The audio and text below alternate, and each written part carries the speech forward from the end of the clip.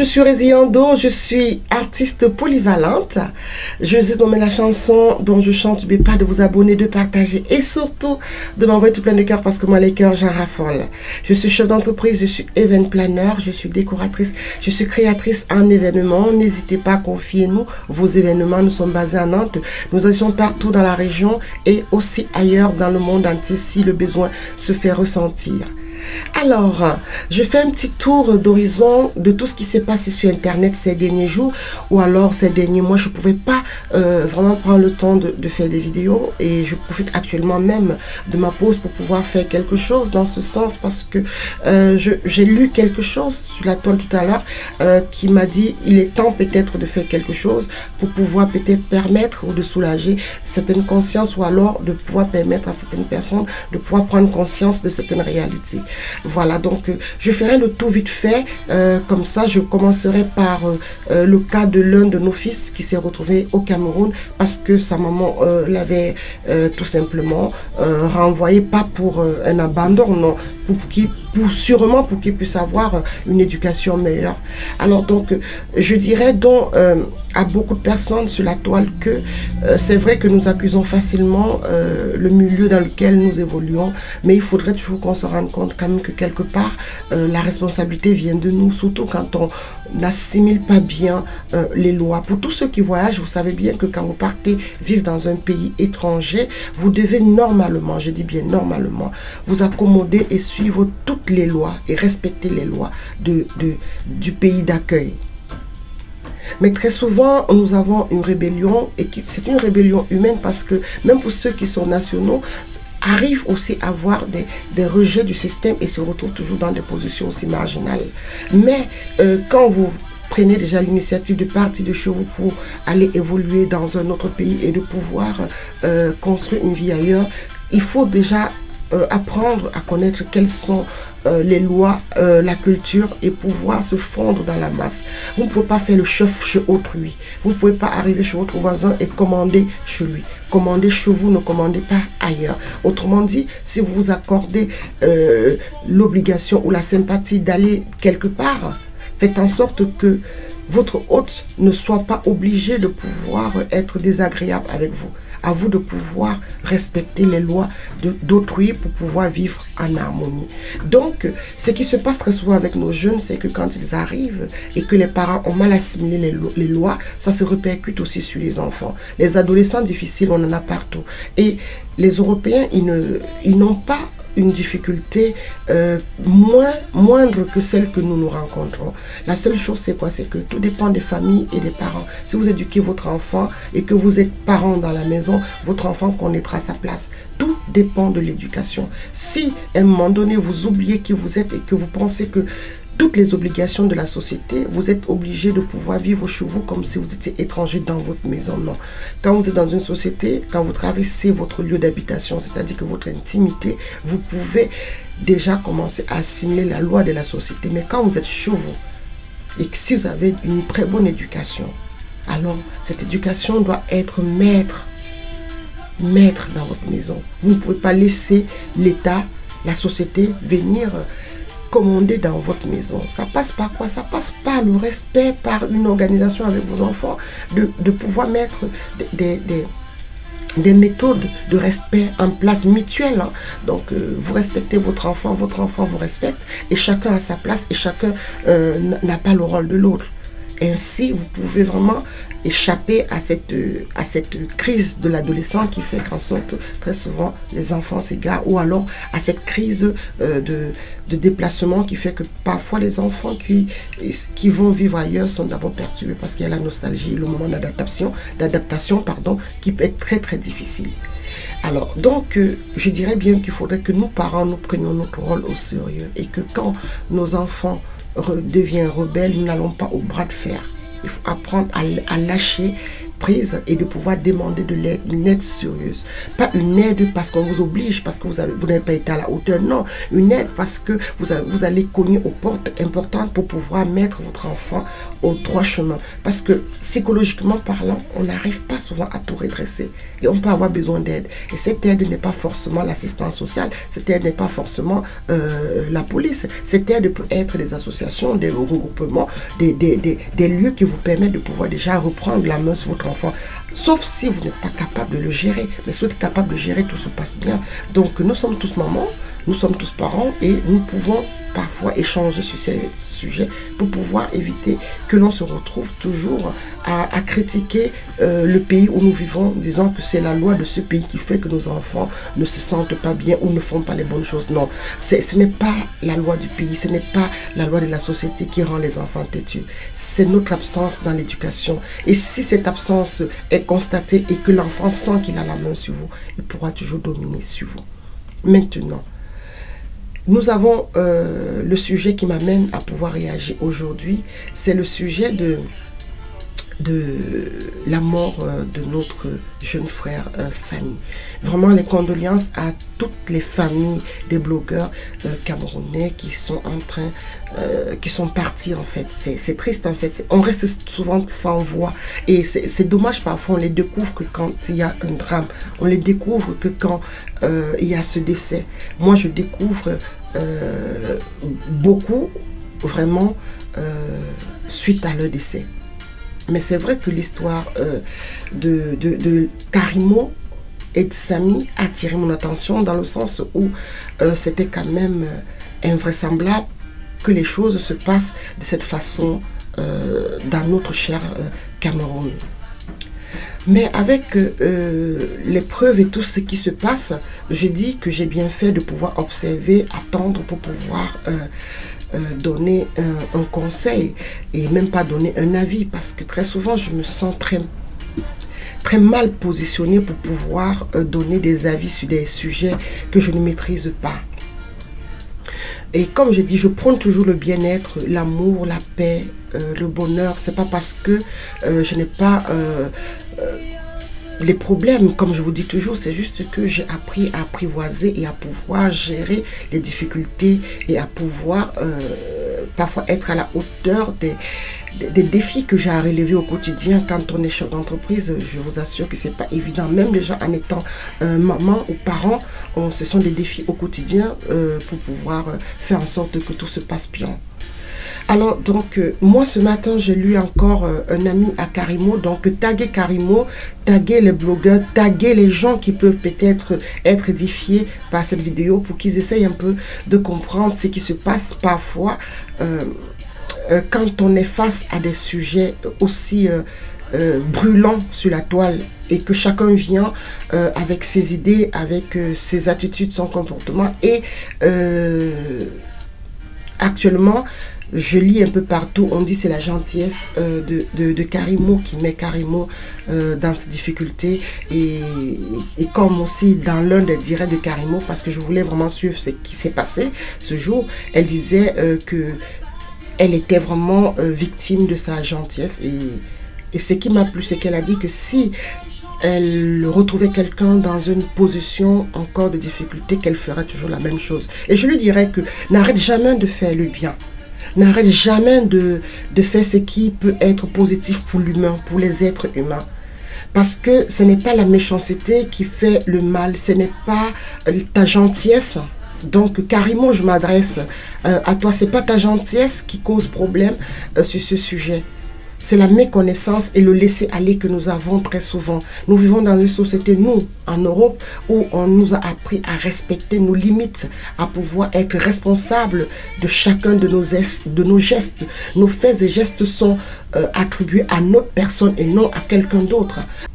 Donc, si vous avez eu le cœur de pouvoir apporter votre secours à Samy, et si vous avez fait des bons gestes, comme j'ai cru entendre, concernant les appels à la famille et tout, vous ne pouvez pas vous reprocher votre gentillesse.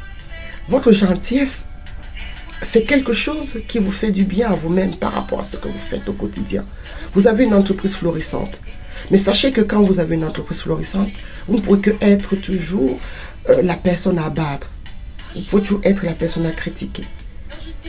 Maintenant, en ce qui concerne le fait d'avoir porté secours, c'est parce que, comme je dis, un laisser-aller, la méconnaissance, l'ignorance.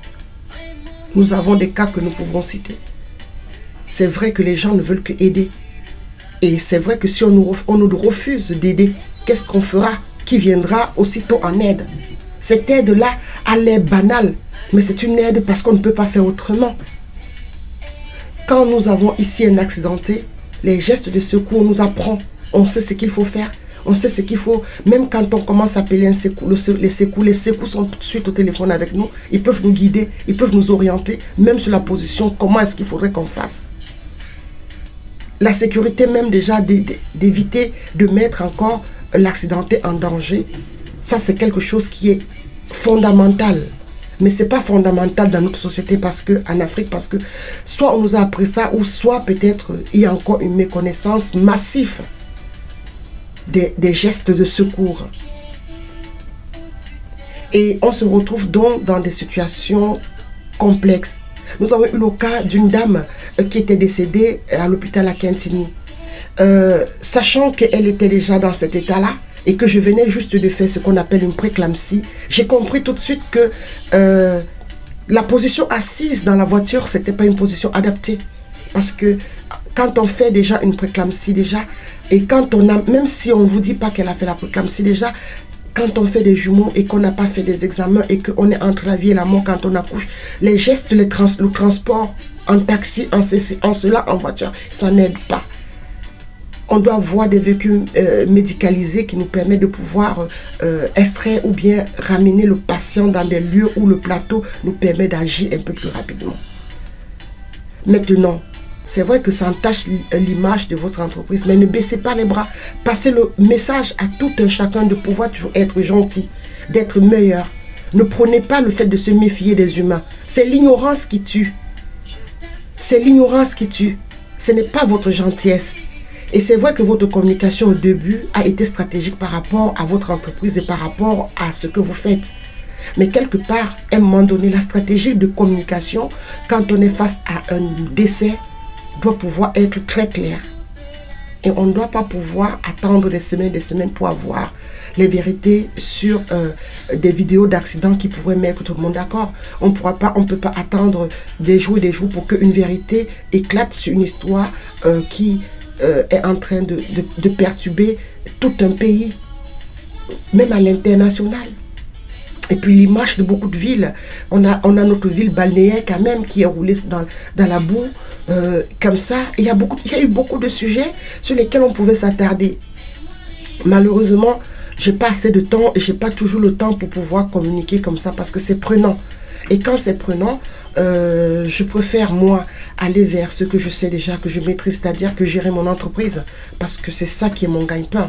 Et comme vous ne me donnez pas la visibilité qu'il faut pour pouvoir aussi quand même vivre de ce que je fais sur la toile, je ne peux pas passer des journées à vous apporter des éléments de réponse alors que ça m'avantage à rien, dans le sens où financièrement parlant j'ai des apports plus concrets dans mon entreprise. Donc quelquefois c'est une question de choix d'entrepreneuriat qui fait que je peux rester muette face à des sujets. Pourtant j'ai des choses à dire, j'ai des éléments, ou bien alors j'ai des idées à partager, mais je ne peux pas me mettre à partager des choses si je n'ai pas en retour cette visibilité qui me permet moi aussi de gagner ma petite croûte sur la toile.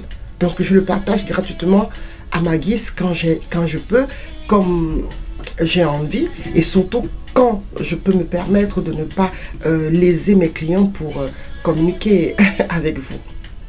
Voilà, donc je voulais tout simplement dire à tous ceux qui peuvent apporter le soutien chaque fois, n'hésitez pas à le faire, n'hésitez pas.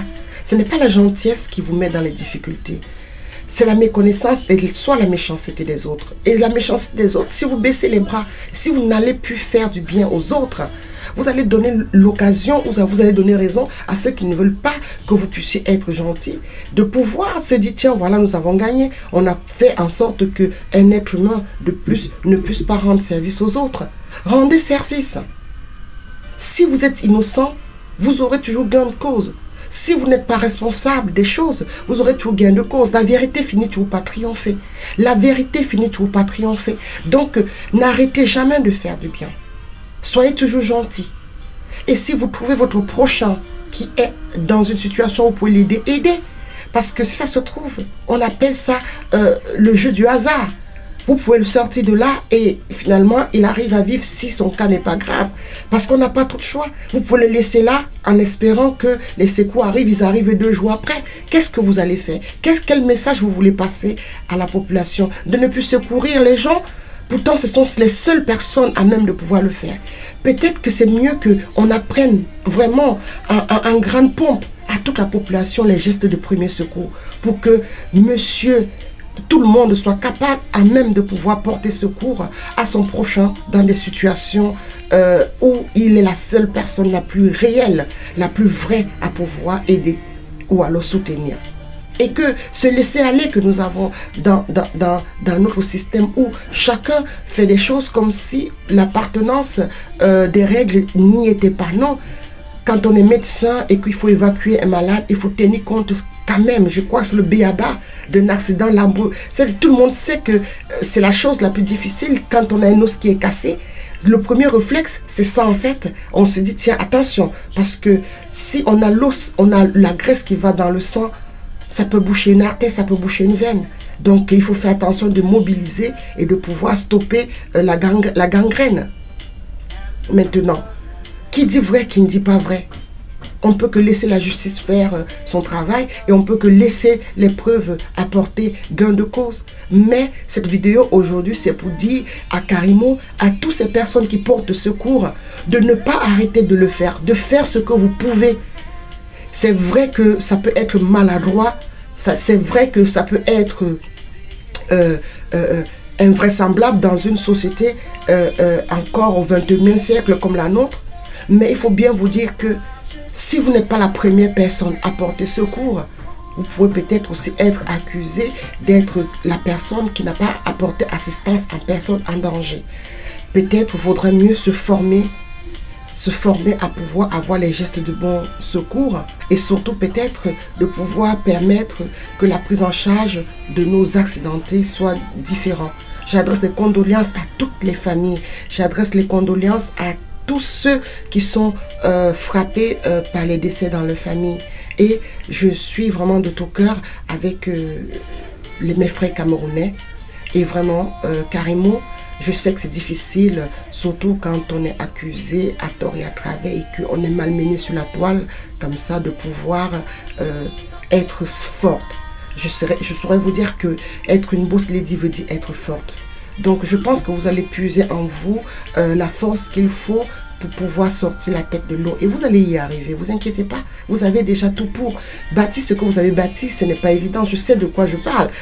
Nous sommes dans le même bateau. Donc, les gens ne peuvent pas imaginer toutes les difficultés, les tracasseries du quotidien que l'on a pour pouvoir rien que pouvoir déjà gérer juste la paperasse sans pourtant parler des investissements. Donc ça demande beaucoup d'énergie. Vraiment, soyez forte et puis dorénavant, faites ce qu'il faut sincèrement dans la clarté. Parce que quelquefois, pour se blanchir, pour ne pas être accusé, il faut être clair dans ce que vous faites. Il faut être clair dans ce que vous dites. Il faut que chaque fois vos propos concordent. Si vos propos ne concordent pas, ça sème le doute. Et le doute, c'est quoi? C'est la porte ouverte à tout un lynchage, en fait. Voilà, donc je dis à tous les Camerounais, à tous mes followers, à tous ceux qui m'aiment ou qui me détestent, de pouvoir avoir le recul très souvent, de se mettre à la place des autres et de pouvoir se dire que l'amour, c'est quelque chose qu'il faut prôner et c'est quelque chose qu'il faut soutenir. N'hésitez pas. Chaque fois que vous avez l'occasion de pouvoir apporter de l'aide à quelqu'un, faites-le. Faites-le. Et soyez toujours juste et honnête et clair dans tout ce que vous faites. Donc, courage à tous ceux qui sont en difficulté. Et puis, comme je dis toujours, je vous kiffe, je vous love. Et puis, je vous dis à très bientôt. Ciao, ciao.